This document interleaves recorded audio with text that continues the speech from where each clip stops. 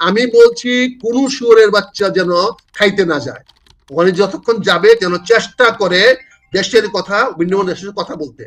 আমি এই জন্য শব্দটা ব্যবহার করলাম কোন শুয়োরের বাচ্চা, ইচ্ছা করে ব্যবহার করলাম, খুব তীর্যক ব্যবহার করলাম।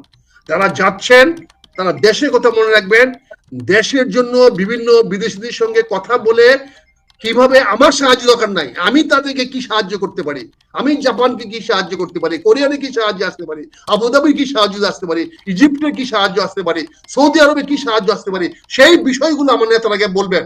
We are here to help you. Help করার তো না আমি হেল্প চাবো, আমি কি ভিক্ষুক নাকি? বরং বলেন you have the ability to help you, এবং কার কোথায় হেল্প লাগবে সেটা সবাই জানে।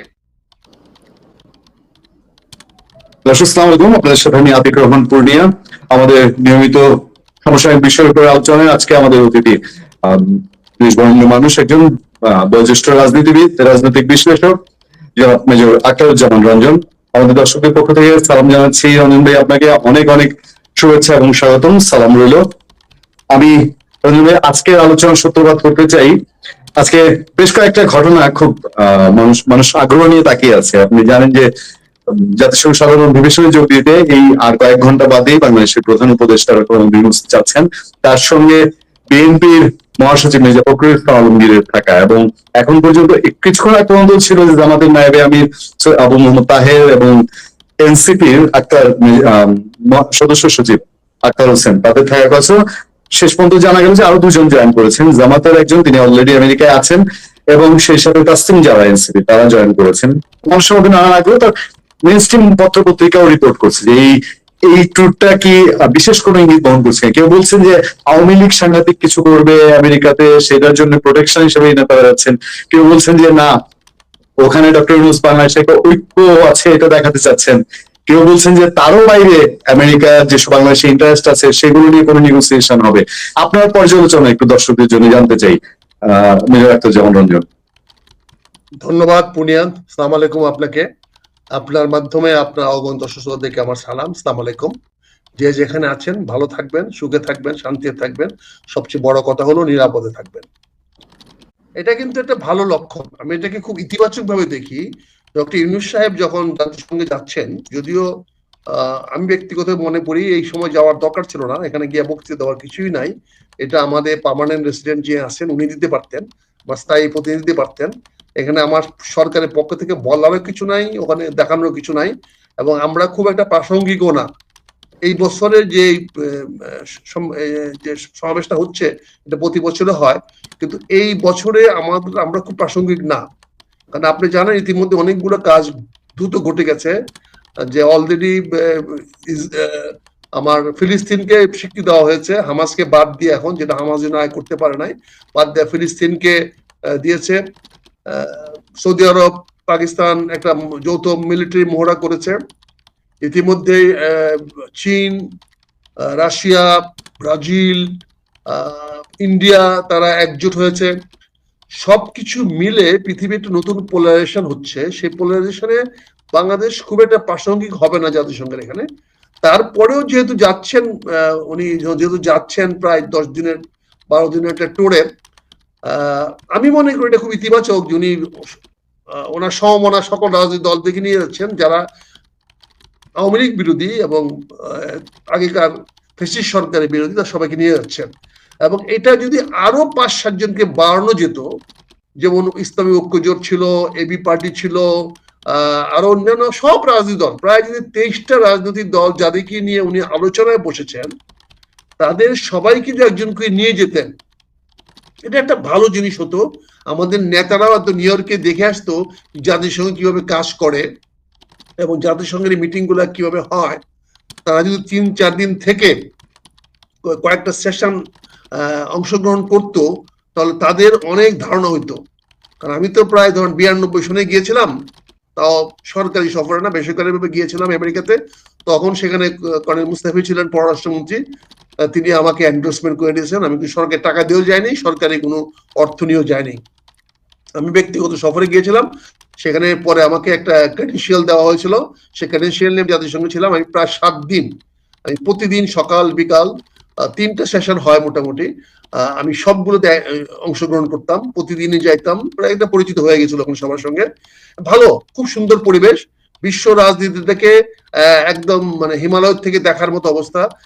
বড় বড় যে সমস্ত রাজনীতিবিদদের আমরা নাম ধাম পত্র পত্রিকায় পড়ি, তাদের সঙ্গে দেখা হচ্ছে, কথা হচ্ছে, হাত মিলানো হচ্ছে, চা খাওয়া যাচ্ছে, চা খাওয়ার অফার দিলে চা খেতে বসতেছে, অনেক জাতদের।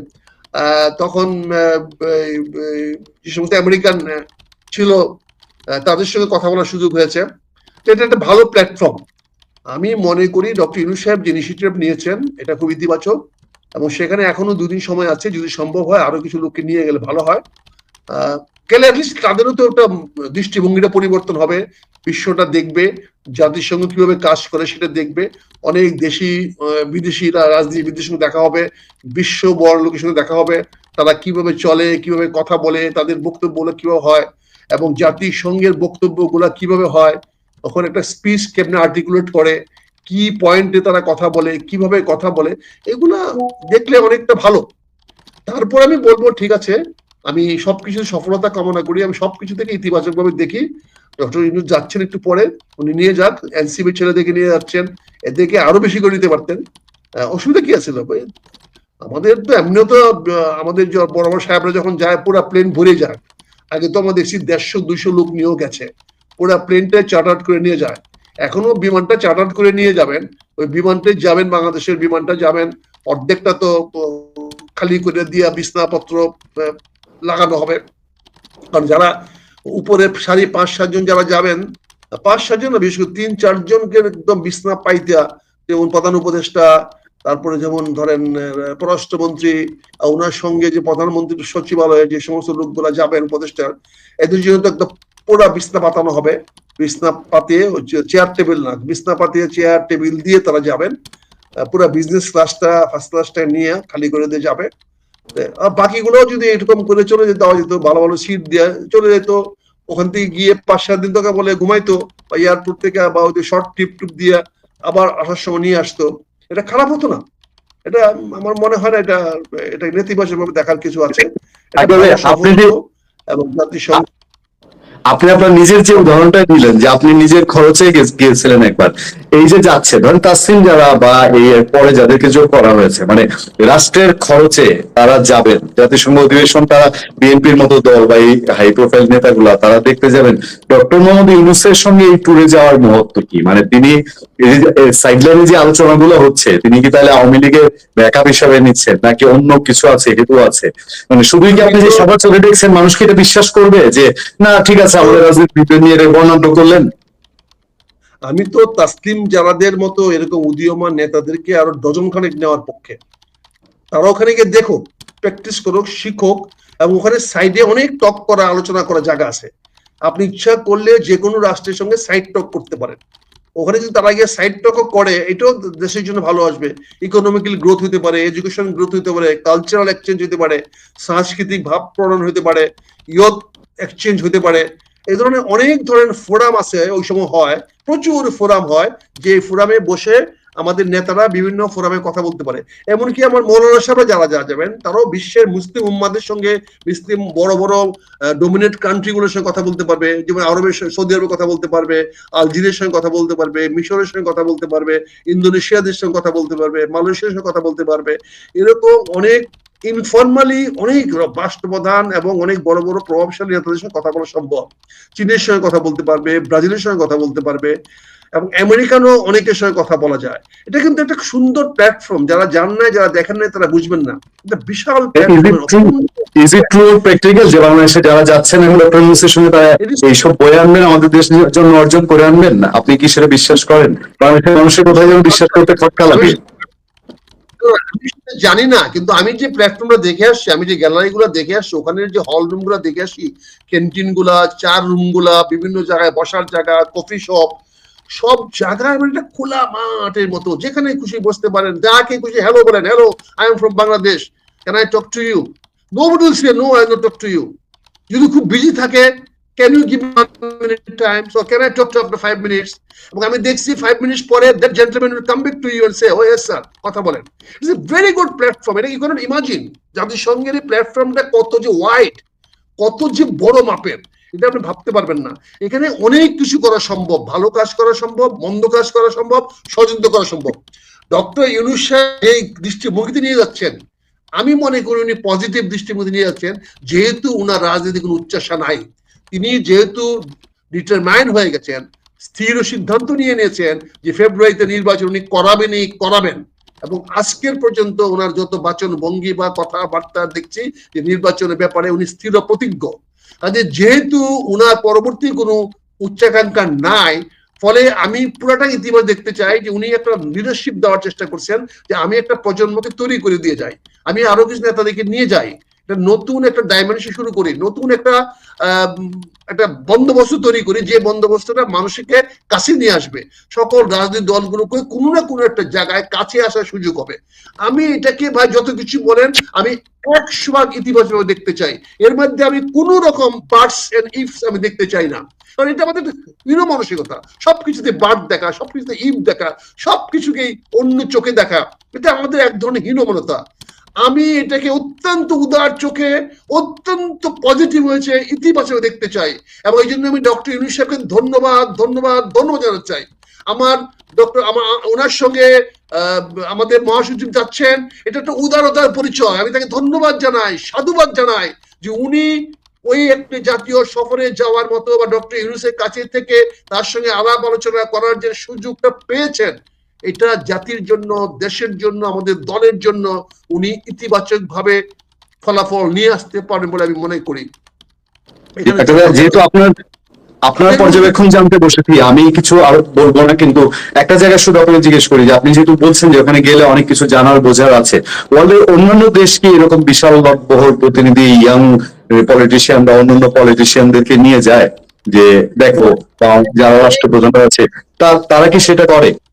অনেক ওখানে অনেক দেশ কিন্তু মিছিল করে, জানেন, অনেক দেশ ওখানে গ্যালারিতে লোক ভর্তি করে দিয়ে ওখান থেকে স্লোগান দেয়, যখন তাদের রাষ্ট্রপ্রধানরা আবার প্রধানমন্ত্রী বক্তব্য দেয় তখন গ্যালারিতে এরকম লোক নিয়ে ভরে নিয়ে ওই গ্যালারি থেকেও জিন্দাবাদ দেয়, এবং ওই করিডোরে অনেকে স্লোগান দেয়, অনেকে মিছিল করে। ভাবতে পারবেন না এখানে যে কতটা যে ওপেন, কতটা যে ফ্রি, যারাই পাস পায়, যারা ওখানে যেতে পারে, পাস অ্যারেঞ্জ করতে পারে, আমরা বাংলাদেশে পারি নাই, কিন্তু অন্যান্য অনেক দেশ পারে, তারা সেই ডিপ্লোমেসি করে 20 জন 50 জন 100 জনকে নিয়ে ঢুকে, এবং তারা রীতিমতো মিছিল করে, দাবি করে, প্লেকার্ড বহন করে ভিতরে, কিন্তু শান্তিপূর্ণভাবে।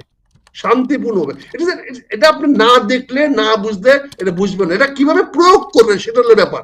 আপনি প্রয়োগ না করতে পারেন, আপনি গালে হাত দিয়ে বসে থাকতে পারেন। আমরা দেখেছি, আমরা তো ইন্ডিয়ার সার্ক পার্লামেন্টে গিয়ে দেখেছি, সেখানেও প্রতিবাদ করার সুযোগ পেয়েছি, সেখানেও আমার দেশের কথা বলার সুযোগ পেয়েছি, সেখানেও ভারতের প্রধানমন্ত্রীর সামনে বলার সুযোগ পেয়েছি, আপনি ফারাক্কায় পানি দিচ্ছেন না, অতএব আপনার ডিনার খাবো না, এটা বলার সুযোগ পেয়েছি। তোমরা সরাসরি face to face, eye to eye, ভারতের প্রধানমন্ত্রী, ভারতের বিরোধী নেতা অটল বিহারী বাজপেয়ী, ভারতের প্রধানমন্ত্রী নরসিংহ রাওয়ের মতো লোকের সামনে দাঁড়িয়ে বলতে পারছি যে আপনি ফারাক্কার পানি দিচ্ছেন না।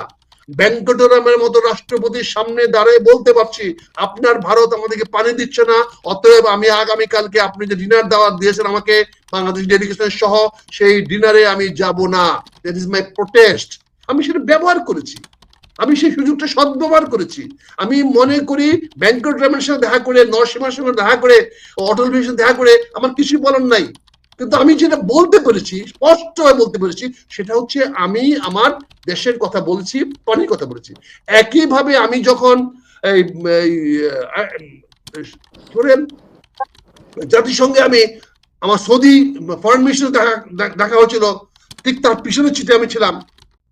অল ব্রাইট ছিল তখন জাতিসংঘের পার্মানেন্ট রিপ্রেজেন্টেটিভ, যে পরবর্তী আমেরিকান পররাষ্ট্রমন্ত্রী হয়েছে, তার সঙ্গে পাশে বসে আমি কথা বলেছি, তাকে বলেছি আমি বাংলাদেশ থেকে আসছি, বাংলাদেশ একটা country, please look at this country, we have got about 16, আমাদের 16 কোটি মানুষ আছে এখানে, 160 মিলিয়ন মানুষ আছে, প্লিজ লুক এট আস। আমি সৌদি আরবের অ্যাম্বাসেডর, ফরেন মিনিস্টারকে বলছি যে আমার দেশের প্রচুর লোক কাজ করে, আপনার সৌদি আরবে আরো লোক নেন, আপনাকে আরো লোক দিতে চাই আমরা। আপনি যে সুন্দর বক্তব্য দিয়েছেন, আজকে বক্তব্য শুনেছি, আমি impressed, but at the same time আমি আপনাকে অনুরোধ করব আপনি বাংলাদেশের দিকে একটা এক্সট্রা নজর দেন। এই কথাটা তাই বলার সুযোগ পেয়েছিলাম, আমি জাতিসংঘের ফ্লোরে গিয়েছিলাম বলে, আমি যদি না যেতাম তাহলে যেতাম না। এখন আপনি যাদেরকে নিয়ে যাচ্ছেন তারা যদি গিয়া ওখানে আইসক্রিম খায়, খুব সস্তা আইসক্রিম পাওয়া যায়, কারণ আইসক্রিমের টাকা দিয়ে বিল দিতে হয় না, কফি খাওয়া যায়, কফির কোনো বিল দিতে হয় না, দিস আর অল ফ্রি। এখন যদি আপনি বসে বসে কুকিজ খান, আইসক্রিম খান আর কফি খান, সেটা আপনার ব্যাপার, এটা তো কেউ বলে দিবে না। কিন্তু আপনি যদি প্রতিটা লোকের কাছে কানে কানে ঘরে গিয়ে বলেন, ভাই আমি বাংলাদেশ থেকে আসছি, আমার দেশের কিছু সমস্যা আছে, বা আমি তোমার সাথে কাজ করতে চাই, তোমার দেশ, আমার সমস্যা বলতে কোনো কথা নাই, আমি তোমার দেশে কাজ করতে চাই, তোমার এখানে কোনো কিছু আছে থাকলে বলো, আমি তোমাকে হেল্প করতে চাই, আমি নিজেরা কথা বলে সময় পাবেন কিনা এইটা তো অন্য বিষয়, সেটা তো অন্য বিষয়। কিন্তু আমি বলছি স্কোপ কথা, আমি বলছি সুযোগটার কথা। এই সুযোগটা ডক্টর ইউনূস সাহেব দিয়েছেন, ওটাকে নিয়ে যাচ্ছেন, এবং কে কিভাবে সদ্ব্যবহার করবেন সেটা তাদের ব্যাপার ভাই। এটা নিয়ে তো আমি বলতে পারি না। হয়তো আমার মতো বোকা না তারা, হয়তো আমি হয়তো আইসক্রিম খাইতে পারতাম অনেক বেশি, কিন্তু আইসক্রিম খাইনি। আমার মনে পড়ে যে আমি এক কাপ কফিও যাদের সঙ্গে বসে খাই নাই, দেখছি বিশাল বিশাল কফির কাপ নিয়ে ঘুরতেছে, যে কোনো দাঁড়ায় হাত দিলে কফি চলে আসে। আমি এমনিও কফি খাই না, কফির প্রতি আমার আসক্ত নেই, কারণ কফি খাইলে আমার ঘুম হয় না। ফলে আমি দেখছি তো কফি খাচ্ছে, আইসক্রিম খাচ্ছে, ফ্রি ওখানে। এবং কফি চাওয়ার জন্য কফি সময় যেতে হয় না, হাত দেখালে কফি চলে আসে, যে ধরনের কফি চান, কিউবান কফি চান, এবং এগুলো সারা পৃথিবীর ভালো ভালো কফি ওখানে পাওয়া যায় বিভিন্ন রাষ্ট্র। আমার একবার সুযোগ হয়েছিল জাতিসংঘ সদর দপ্তরে একবার ডিনার করার। আমার কিছু অভিজ্ঞতা আছে তারা খাবার দেওয়ার ব্যাপারে খুব উদার। আমরা আশা করবো বাংলাদেশের রাজনীতিবিদরা শুধু খাবারের টেবিলে মগ্ন থাকবেন না, আমাদের দেশের জন্য কিছু বয়ে আনবেন। ডাক্তার ভাই, আমি এই প্রশ্ন, আমি তো আমার জাপানে আমি তো 1 লক্ষ লোক পাঠাতে পারি, আই ক্যান আস্ক দেম যে আমি তোকে হেল্প করতে চাই। কাজে এখানে অ্যাপ্রোচটা কিভাবে করেন, আপনি মানুষের কাছে কিভাবে চাইবেন সেটা বিপদ। আর আপনি যদি বেগারের মতো ভাত পাতেন না, বলে আমাকে একটু ভিক্ষা দেন, আল্লাহ আপনাকে বেহেশত দিবে, ওকে ভিক্ষা দিলে আল্লাহ আমারে বেহেশত দিবে, তো ও বেহেশত চলে যেতে পারে, ও আমার কাছে ভিক্ষা চাইতে যাচ্ছে কেন? তা আপনি যদি বেগার হিসাবে যাদের পৃথিবীর সামনে হাত তোলেন, মানুষ খারাপ বলবে। কিন্তু আই টু আই বিদেশে কথা বলা শিখেন, যারা আই টু আই কথা বলতে পারে, দেখেন অ্যাচিভ। আমি সেটি আশা করি ডক্টর ইউনূস সাহেব যে সুযোগটা করে দিয়েছেন, আশা করি আমি আমার সকল নেতারা যারা যাচ্ছেন তারা আমাদের দেশের নেতা, বর্ণের নেতা, সম্মানের নেতা। তারা খেতে যাবেন না, কফি খেতে যাবেন না, আইসক্রিম খেতে যাবেন না, ওখানে ডিনার খেতে যাবেন না, ওখানে ইন্টারাকশন করতে যাবেন, একজনের সঙ্গে আরেকজনের কথোপকথন, সম্পর্ক জোড়া লাগানোর, সম্পর্ক করার চেষ্টা করবেন। মানুষের দুইটা ভাবে সম্পর্ক হয়, একটা যদি চোখে চোখ মিলাইতে পারেন, আর যদি হাতে হাত মিলাইতে পারেন। আপনি মহিলার সঙ্গে হন, পুরুষের সঙ্গে হন, যদি হাতে হাত মিলাতে পারেন, ইউ ক্যান বিকাম ফ্রেন্ডস। আর যদি চোখে চোখে কথা বলতে পারেন, then also you can become friend. So এই চোখে চোখে কথা বলার, হাতে হাত মেলানোর কথা, সুযোগটা ডক্টর ইউনূস সাহেব করে দিচ্ছেন। আমি তাকে ধন্যবাদ জানাই, সাধুবাদ জানাই, আমার ব্যক্তিগত পক্ষ থেকে ওনাকে আমি কৃতজ্ঞতা জানাই। ডাক্তার ভাই, এই প্রসঙ্গে আরেকটু ছোট প্রতিক্রিয়া চাবো আপনার। মানে নিউ ইয়র্কেও কি তাহলে আওয়ামী লীগ অপ্রাসঙ্গিক থাকবে? মানে ওই দেশটা একটা সুশৃঙ্খল দেশ, এখন এখানে যে প্রচারগুলো আছে যে সাংঘাতিক কিছু করে বসবে আমেরিকা আওয়ামী লীগ, ডক্টর ইউনূস সাহেবকে হয়তো আনইজি সিচুয়েশনে পড়তে হতে পারে, আপনার কি মনে হয় আসলে কি এরকম কিছু? জাতিসংঘের ওই জায়গাটাতে বাইরে জাতিসংঘের যে বিল্ডিংটা আছে, বিল্ডিংটার আশপাশটা সিকিউর থাকে, প্রচন্ড রকম সিকিউর থাকে, এখানে কারো ভিতর ঢোকা সম্ভব না।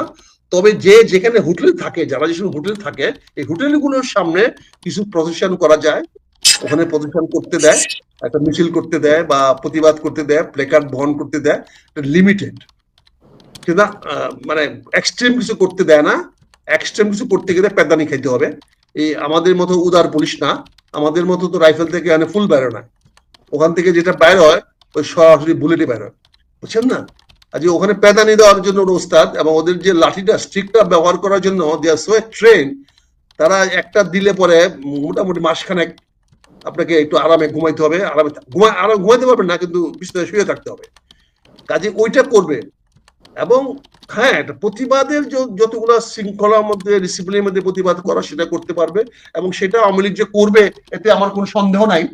এবং আমি মনে করি আওয়ামী লীগের হ্যাডম থাকা উচিত, আওয়ামী লীগ করা উচিত, ওয়াই নট, কেন করবে না? এটা তো সারা পৃথিবীতে করা সম্ভব, জাতিসংঘের সবার মনোভাব জানানোর সম্ভব এবং জানাতে হবে। কোনো একটা মানুষ অবহেলিত হলে তার পক্ষে কথা বলার অধিকার জাতিসংঘের সামনে সারা বিশ্ববাসী আছে। এটা আওয়ামী লীগের থাকবে না কেন? আওয়ামী লীগও সেখানে কথা বলতে পারে, আওয়ামী লীগের নেতারাও সেখানে গিয়ে তাদের অবস্থার পরিবেশ তুলে দিতে পারে, তাদের অসন্তুষ্টি কথা বলতে পারে, তারা বাংলাদেশ শাসকের সঙ্গে সন্তুষ্ট না এ কথা বলতে পারে, তারা বাংলাদেশের বিচার ব্যবস্থার সঙ্গে সন্তুষ্ট না এই কথাটা বলতে পারে, তারাও তুলতে পারে যে তাদের মানবতা লঙ্ঘন করা হচ্ছে, কারণ তারাও তো মানবতার একটা অংশ। এটা অধিকার আছে তাদের, তুলতে পারে। তবে এতে যে বাংলাদেশের এরকম কিছু হবে এটা সারা পৃথিবী হচ্ছে। আমেরিকানের বিরুদ্ধে স্লোগান হবে, মিছিল হবে, জার্মানির বিরুদ্ধে মিছিল হয়, রাশিয়ার বিরুদ্ধে মিছিল হয়, চীনের বিরুদ্ধে মিছিল হয়। এটা অতি স্বাভাবিক। যখনই যায় কিছু না কিছু লোক তাদের করে, এটা দেখায়। এরকম হয়, ওই যে চীনের লোক গেলে তিব্বতের লোকেরা 2-3 জন দাঁড়ায় থেকে, ওই ভিক্ষুকরা দাঁড়ায় থেকে প্লে কার্ড দেখায় চীনকে, আমরা তিব্বতের স্বাধীনতা চাই। এটা স্বাভাবিক। এখানে যদি শেখ হাসিনা তার দলবল যদি কিছু দেখায়, দেখানোটা স্বাভাবিক হবে। আমি মনে করি যে দেখানোটা স্বাভাবিক হবে, এবং এটা দেখাইলে কোনো সমস্যা কিছু না, এর বেশি কিছু বলার নাই। তবে হ্যাঁ, আমি যে কদিন থেকে মুর্তজা যেরকম ভাবে কথাবার্তা বলে, এটা বড় আপত্তিকর। যেমন এই যে কিনা আমাদের নেতা যে উপদেষ্টা মাহফুজ আলম, জি, মাহফুজকে তথ্য উপদেষ্টা, জি। সে বলছে মাহফুজ যে গাইতে গেছে সেই গাইতে ঢিল মারে নাই, দুইটা খালি গাইতে ঢিল মারছে। তাহলে কি দাঁড়াইলো? মাহফুজের গাইতে ঢিল মারে তো দুইটা, তার মানে তুই একটা গাইতে পলায় চলে আসছস, আর ওই তোর আসে। এই ধরনের বক্তব্য দিয়ে তো মাহফুজরা মানে ওই খারাপ জিনিসটা বাইরে করে দেয়। এটা যে মানে যে জিনিসটা ঢাকে রাখার কথা এই জিনিসটা বের করে দেয়। এই মুর্তজাদের মতো প্রেস সচিবরাই তো সমস্যা সৃষ্টি করে। তারা বাকবাক্য কথা বলে তারা অযথা মানুষকে নাড়া দিয়ে দেয়, নজর এনে দেয় যে আতর ঘরে কে না, কলা আমি খাই না। এরাই নিউজ করে দিবে না, ঢিল মারতে পারে নাই, ঢিলটা ডক্টর ইউনূসের গায়ে লাগে নাই, ওই শামসুল আলমের গায়ে লাগে নাই। শামসুল আলম তখন ওখানে ছিল না, তারা শামসুল আলমের উপরে শামসুর রহমানের উপরে ঢিলটা মেরেছিল, কিন্তু যে ঢিলটার সময় শামসুর রহমান ওখানে ছিল না। এই পচা ডিমটা মারার সময় যে গাড়িতে মেরেছে ওই গাড়িতে শামসুর রহমান ছিল না। পচা ডিম মারছে কার গাড়িতে? শামসুর রহমানের গাড়িতে, শামসুল আলমের না গাড়িতে। শামসুল আলম থাকুক না থাকুক, শামসুল আলম গাড়িতে তো মারছে। এইটা তুই বলতেছিস কেন? পচা ডিম ডক্টর ইউনূসের উপরে মারছে, ডক্টর ইউনূসের গাড়িতে ছিল না, পচা ডিম তো মারছে, এটা প্রচার করতেছিস কেন? এই ধরনের প্রেস সচিবরাই তো নিউজ তৈরি করে এবং নেগেটিভ নিউজ তৈরি করে। তারাই হয়তো বলে দিবে যেটা হয়তো শেখ হাসিনার লোকেরা মারতে পারবে না, অতক্ষণ পৌঁছতে পারবে না, কিন্তু মুর্তজা বলে দিবে যে হ্যাঁ ডিম মেরেছিল, তবে এটা টাকার মতো মারে না ওরা। এবং ওরা ওই সময় যখন উনি চলে গেছেন ওরা জানতেও পারে নাই কখন উনি চলে গেছেন, তারপরে এসে ডিম মারছে। এটা মুর্তজা স্টেটমেন্ট দিয়ে দিবে। তবে আমি মনে করি জাতিসংঘের সামনে অনেক কিছু করা সম্ভব, পচা ডিম মারা সম্ভব, ওই প্লেকার্ড দেখানো সম্ভব, এবং স্লোগান দেওয়া সম্ভব, এটা বৈধভাবে সম্ভব। হোটেলের সামনে সমাবেশ করা সম্ভব, দেখানো সম্ভব। এবং এটা মনে হয় আমেরিকানরা এবার একটু ভালো করে দেখাবে, আমেরিকাতে এবার আমেরিকা ভালো করে দেখাবে বলে আমি মনে করি, স্বাভাবিকভাবে মনে করি। কারণ যে কোনো রাজনৈতিক দল তার নিজের কর্মসূচি বাস্তবায়ন করার জন্য এরকম একটা সুযোগ হাতছাড়া করবে না। এটা রাজনৈতিক বিশ্লেষণে, রাজনৈতিক আলাপ আলোচনার মাধ্যমে বোঝা যায় যে এই ধরনের সুযোগ কোনো একটি রাজনৈতিক দল হাতছাড়া করবে না। কাজেই এই 3-4 দিন 24 তারিখ থেকে ধরেন 28-29 তারিখ পর্যন্ত জাতিসংঘের আশপাশ দিয়ে অনেক কিছু ঘটনা ঘটবে, যেটা হয়তো আমাদের দেশের খবরের শিরোনাম হয়ে দাঁড়াবে, যেটা নিয়ে হয়তো আপনারা টক করবেন, আলোচনা করবেন, আপনার টক শো হয়তো আরো বেশি গরম হয়ে যাবে, আরো অনেক আলোচনার বিষয়বস্তু আসবে। তবে সর্বশেষ আমি বলতে চাই, গণতন্ত্রের বিজয় হোক। আমরা আগামী ফেব্রুয়ারিতে নির্বাচন চাই।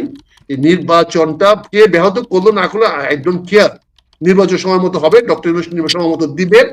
কে আসবেন? সবাই আসবে। কে আসবে না সেটা প্রশ্ন না, সকল দল আসবে, জামাত আসবে, এনসিপি আসবে, সকল রাজনৈতিক দল আসবে।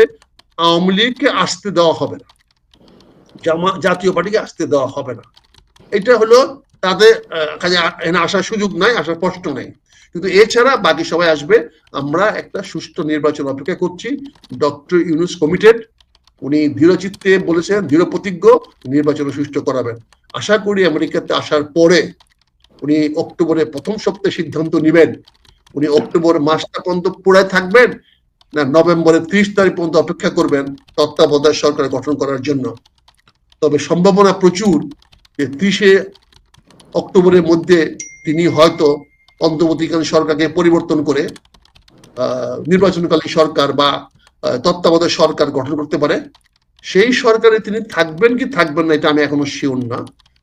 তবে তত্ত্বাবধায়ক সরকার গঠিত হয়ে যাবে লেটেস্ট বাই 30শে নভেম্বর। তবে 30শে নভেম্বর একটু দেরি হয়ে যায়, তখন ইলেকশন করাতে কষ্ট হবে, এর আগে অনেক কাজ করে রাখতে হবে। তো 30শে অক্টোবর বা 31শে অক্টোবরের মধ্যে যদি কাজটা সমাধান হয়ে যায় তাহলে মনে হবে যে নির্বাচনটা সুষ্ঠুভাবে হবে, সুন্দরভাবে হবে। আপনার এই কথাটার সঙ্গে দেশের অনেক মানুষ এবং রাজনৈতিক বিশ্লেষক, আমি কারোর নাম বলছি না, কারণ আপনি যা বলছেন আপনার প্রেডিকশন অনেক ক্ষেত্রেই, ম্যাক্সিমাম ক্ষেত্রেই সত্য হচ্ছে। এবং এই কথাটা যেটা যে ডক্টর ইউনূসের এই সরকারের অধীনে নির্বাচন ফেব্রুয়ারিতে হচ্ছে না, সেটাও আজকে পত্রপত্রিকা আছে, কালের কণ্ঠ এই মুহূর্তে কিছুক্ষণ আগে একটা নিউজ আমি দেখলাম, একজনকে কোট করে তারা, একজন দেশের অন্যতম একজন রাজনৈতিক বিশ্লেষককে কোট করে বলেছে যে ডক্টর ইউনূসের অধীনে নির্বাচন হবে না, অথবা যদি হয়ও তাহলে ফেব্রুয়ারিতে আরো কোনো একটা বড় সংকট তৈরি হতে পারে। আমরা যেটা আশা করছি সেটা না হয়ে আরো সংকট দেখা দিতে পারে। আপনার প্রেডিকশন অনুযায়ী ওকে, সেটা যদি তত্ত্বাবধায়ক সরকারের রূপ নেয় তাহলে নির্বাচনটা কি ভালো ভালো এখনো হওয়ার আপনি আশা করছেন কতটুকু? মানে এটা প্রেডিকশন বা আমার যে যেটা আমি বুঝি আগামী দিনে যেটা করার কথা, সেটা হচ্ছে ডক্টর ইউনূস সাহেব নির্বাচনের দায়িত্বটা নাও নিতে পারেন। এটা আমি জানি না শেষ পর্যন্ত উনি কি করেন। তিনি চেষ্টা করবেন প্রধান বিচারপতি সাহেবের হাতে ক্ষমতাটা দিয়ে উনি সসম্মানে উনি ফিরে চলে যাওয়ার, এরকম একটা অঙ্ক উনি করতেছেন, এরকম একটা গাণিতিক হিসাব উনি করছেন। সেটা করার জন্য মোক্ষম সময় হতে পারে 30শে অক্টোবর, অথবা কারণ আমরা সুপ্রিম কোর্ট খুললে পরে আমরা বুঝতে পারবো তত্ত্বাবধায়ক সরকারটা আসবে কি আসবে না। জানেন যে সুপ্রিম কোর্ট খোলার পরেই প্রথম যে বিষয়টি আসতেছে সেটা হচ্ছে তত্ত্বাবধায়ক সরকারের রায়।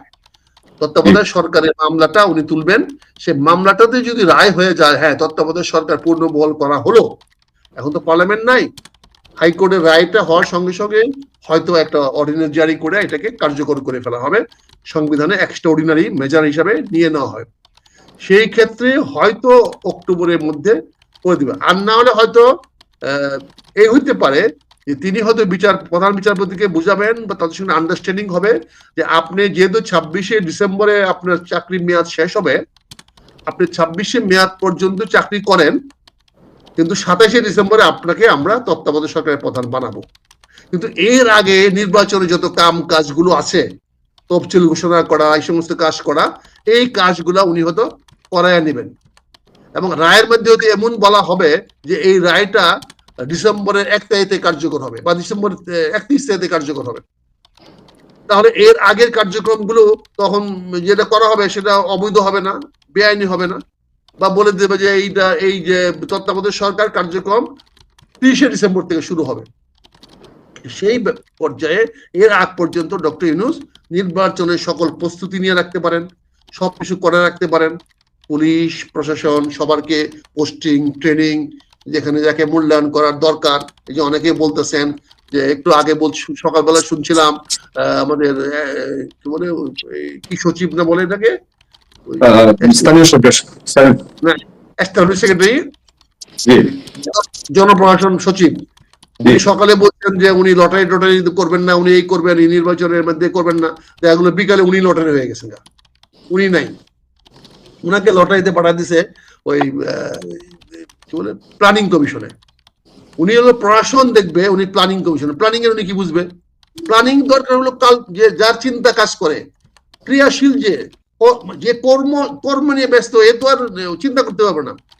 প্ল্যানিং কমিশনের দরকার চিন্তাবিদের, যে চিন্তা করবে দেশ নিয়ে, জাতিকে নিয়ে, মানুষকে নিয়ে। আর প্রশাসনিক যে এক্সটার্নাল সেক্রেটারি, সে ছিল এই যত মানুষের লেফরা ফোফরা, কার কোথায় পচা আছে, কে ভালো আছে, কে আছে, এগুলো খুঁজে বেড়ানো।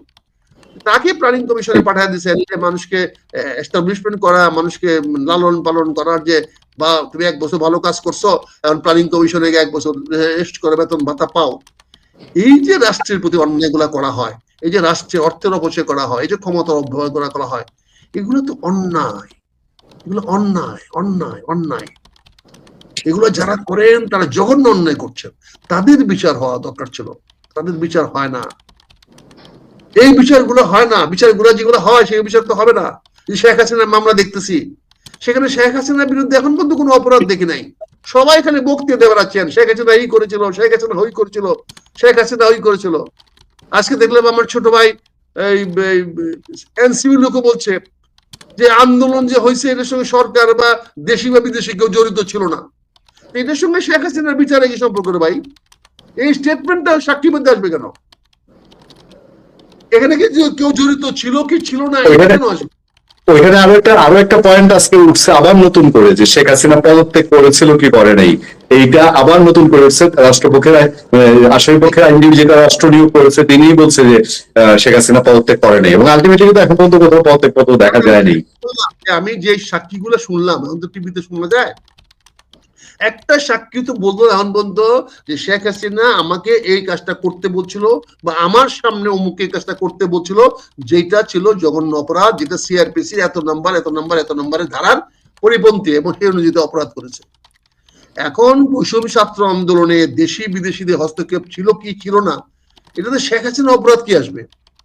যদি হাতে থাকেও তাহলে শেখ হাসিনার কি অপরাধ হবে, আর যদি নাও থাকে তাহলে শেখ হাসিনার কি অপরাধ হবে? ফলে এই প্রশ্নগুলো আসতেছে, এই সাক্ষীগুলো তো দিয়ে বিচার হবে না, এই বিচার তো গ্রহণযোগ্য হবে না, বিচার তো বিদেশিরা মেনে নেবে না। আমি তো ভয়ে মেনে নেব, কারণ আমার তো উপায় নাই, কারণ কি হয় জানা হয়। কিন্তু এইগুলো করে তো লাভ হবে না, এগুলো করে তো কালক্ষেপণ করা হচ্ছে। এই জন্য আমি বলতেছি এই সুষ্ঠু এবং একটা নির্বাচনের প্রয়োজন, এবং নির্বাচনটা ফেব্রুয়ারি দ্বিতীয় সপ্তাহের মধ্যেই হবে বলে আমি 100% বিশ্বাস করি। এবং সেটার জন্য যে মেকানিজমটা হবে, কে করাবেন, সেটা আমি প্রধান বিচারপতি এবং প্রধান উপদেষ্টা দুজনের আন্ডারস্ট্যান্ডিং এর মধ্যে বুঝতে পারবো আমরা। এটার জন্য হয়তো আমরা আগামী সপ্তাহে ফার্স্ট উইক অফ অক্টোবর অপেক্ষা করতে হবে, উনি আসলে পরে। আর ফাইনাল বলতে পারবো সুপ্রিম কোর্ট খোলার পরে কি তথ্যটা, উনি কি বিচারে কি রায় দেন। কিন্তু এর আগে আমরা যেটা দেখতে পাচ্ছি, নির্বাচনের প্রক্রিয়া সবাই কাজ শুরু করে দিয়েছে, অনেক শুরু করেছে। ইতিমধ্যে তো দেখলাম যে পুলিশের অনেক সাব ইন্সপেক্টর নেওয়া হবে, এবং নতুন সাব ইন্সপেক্টর নেওয়া হবে অর্ধেক, আর নিচে পুলিশ কনস্টেবল থেকে নেওয়া হবে অর্ধেক। ভালো। তবে আমার তো মনে হয় যে সাব ইন্সপেক্টরদের নিচের থেকে নেওয়া ভালো, সরাসরি না নিয়ে নিচের থেকে নেওয়া ভালো। আর সরাসরি পুলিশ কনস্টেবল নেন, যত বেশি পারে সরাসরি পুলিশ কনস্টেবল নেন, কারণ পুলিশ কনস্টেবলে বেশি দরকার পড়বে। আর সাব ইন্সপেক্টর দ্বারাই সরাসরি নিলে আসলে এই পোলাপান সরাসরি রাজনীতির সঙ্গে জড়িত, আইসি রাজনৈতিক হাতের হিসেবে কাজ করবে। কাজে এখানে সরাসরি সাব ইন্সপেক্টর না নিয়ে সরাসরি পুলিশ কনস্টেবল নেন, একটু হায়ার এডুকেটেড নেন, যে 2 বছর বা 3 বছর পরে তাদের প্রমোশন দেওয়া যাবে, এরকম প্রভিশন করে নেন। কিন্তু পুরাটাই কনস্টেবলের থেকে যারা এক্সিস্টিং পুলিশ আছে তাদের কাছ থেকে প্রমোশনের ভিত্তিতে 100% দেন। এটাই হবে ন্যায় বিচার, এটাই হবে জাস্টিস। এটা করা উচিত। এটা করলে আপনি একটা দক্ষ সাব ইন্সপেক্টর পাবেন, যে আজকে বানায় দিলে আজকেই কাজ শুরু করতে পারবে। আজকে তাকে সাব ইন্সপেক্টর দায়িত্ব দিলে সে আজকেই কাজ শুরু করতে পারবে। কাজে আমি মনে করি সাব ইন্সপেক্টর পদগুলো আগামী 7 দিনের মধ্যে এক্সিস্টিং পুলিশদের কাছ থেকে নিয়োগ সম্পূর্ণ করে ফেলানো হোক। আর ওর জায়গায় আরো 10-20 হাজার 50,000 পুলিশ আগামী 10 দিনের মধ্যে নিয়ে আনা হোক। আর যদি নিতে না পারেন, আমি ভলান্টিয়ার আছি, আমাকে দায়িত্ব দেন, আমি 1 মাসের মধ্যে 50,000 পুলিশ রিক্রুট করে 2 মাসের ট্রেনিং এর ব্যবস্থা করে আমি ডিসেম্বরের আগে বাংলাদেশে 50,000 পুলিশ আমি তৈরি করে দিব। আমি চ্যালেঞ্জ দিচ্ছি, এই দায়িত্ব যদি আপনি আমাকে দেন, বেতন লাগবে না, ভাতা লাগবে না, গাড়ি লাগবে না, গানমেন্ট লাগবে না, পিস্তল লাগবে না, বন্দুক লাগবে না, আমার সঙ্গে কেউ দিতে হবে না, কোনো কেরানি লাগবে না, কোনো লস্কর পেশকর লাগবে না, আমি একা আমার ল্যাপটপ নিয়ে আমি করে দেবো। এখানে বসে থেকে আমার এই ল্যাপটপের মাধ্যমে আমি করে আগামী 1 মাসের মধ্যে 50,000 পুলিশ রিক্রুট করে দেব। এবং তাদেরকে কিভাবে ট্রেনিং করাইতে হবে, কারা ট্রেনিং করাই দিবে, এই ট্রেনিং এর ব্যবস্থা আমি 45 দিনের ট্রেনিং করাই দিয়ে তাদেরকে ওই ইলেকশন ডিউটি করার মতো, দেশের আইন শৃঙ্খলা করার মতো, জনগণের সঙ্গে মিলেমিশে জনগণকে অপরাধ থেকে দূরে রাখার জন্য যে পুলিশ দরকার, সেই পুলিশ আমি 50,000 পুলিশ তৈরি করে দিতে পারবো। আমি আবার বলছি, তার জন্য আমার বেতন লাগবে না, ভাতা লাগবে না, গাড়ি লাগবে না, বাড়ি লাগবে না, আমার গানম্যান লাগবে না, আমার সিকিউরিটি লাগবে না, পিএ লাগবে না, পিএস লাগবে না, আমি নিজেই টাইপ টুইপ করে সব করাই দিতে পারবো ইনশাল্লাহ। ওকে ভাই, থ্যাংক ইউ ভেরি মাচ। আমরা অনেকক্ষণ সময় নষ্ট করলাম আপনার, আমাদের দর্শকদের পক্ষ থেকে আবারও সালাম, কৃতজ্ঞতা জানিয়ে আজকের অনুষ্ঠান এখানে শেষ করছি। নিশ্চয়ই আগামী দিনে আমরা রেগুলারলি আপনার সমর্থন সহযোগিতা পাচ্ছি। আমার দর্শকরা আপনার পর্যবেক্ষণ জানতে যাচ্ছেন এবং তার অনেকগুলো ক্ষেত্রেই তারা মিলে যাচ্ছে খুব দ্রুততার সাথেই বাংলাদেশে। এবং আপনার এখন যে চ্যালেঞ্জটি, সেই চ্যালেঞ্জটি আমাদের সরকারের সমস্যা হলো তারা তো আমাদের ভালো পরামর্শ কেউই গ্রহণ করে না, কোনো সরকারই করে না জনগণের নিরপেক্ষ নিঃস্বার্থ সমর্থন। যেখানে কমিশন থাকে আমাদের সরকারগুলো সেই সব প্রস্তাব প্রকল্প বাস্তবায়নে আগ্রহী হয়। আমি আপনার সুস্বাস্থ্য এবং শুভকামনা করে আজকের অনুষ্ঠান এখানে বিদায় নিচ্ছি।